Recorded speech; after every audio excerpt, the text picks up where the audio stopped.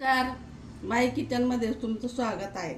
आज मी तुम्हाला पेटीस बनवून दाखवणार आहे। त्याच्यासाठी मी मैदा चाळून घेतलेला आहे। आता त्याच्यात मी मीठ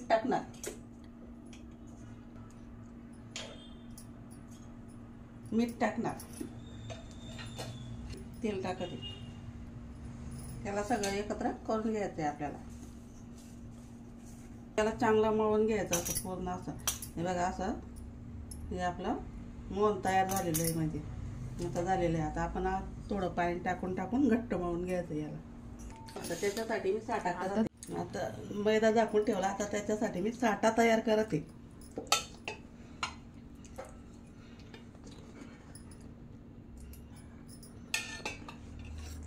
त्याच्यात मी 1 चमचा मैदा टाकणार आहे।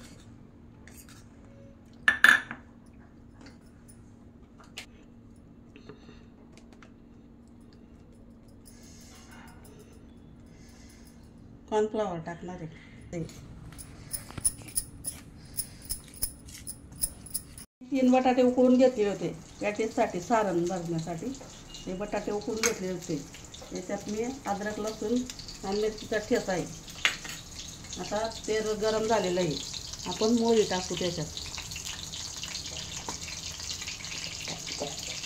आता जिरं टाकू आपण, मग अद्रक, लसूण, मिरचीचा ठेचा टाकू आपण आणि हे सारण टाकू। त्याच्यात पाव चमचा आपण हळद टाकू, करून घेऊ। मीठ टाकू। तयार झालेलं आहे। आता ते गार करण्यासाठी आपण काढून घेऊ। आपलं हे पीठ चांगलं असं मळून झालेलं आहे, असं मळून घ्यायचं आहे।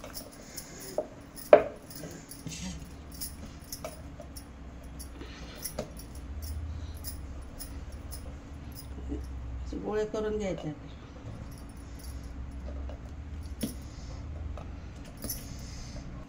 आता याला लाटून घ्यायचं पूर्ण बारीक असं मस्त।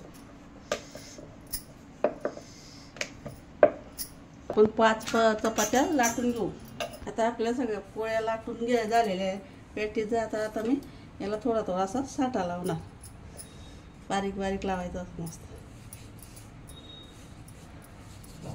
पुरं लावायचं आहे, असं टाकायचं आहे। तर त्याच्यावर दुसरी पोळी ठेवणार मी।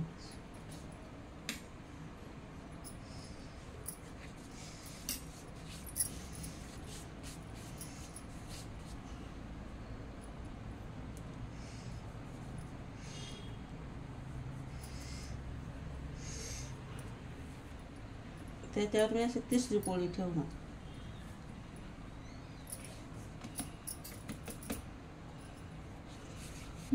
आता ही 4थी पोळी ठेवणार। आता ही आपली 5वी पोळी घेईल।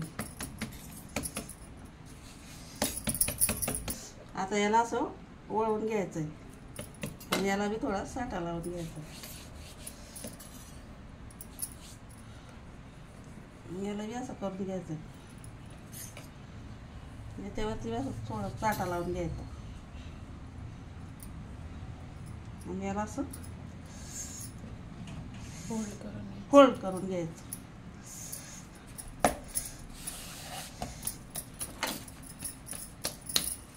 याला असं लाटून घ्यायचंय, चौकटी लाटून घ्यायचंय असं। आता याला मी कापून घेणार आहे।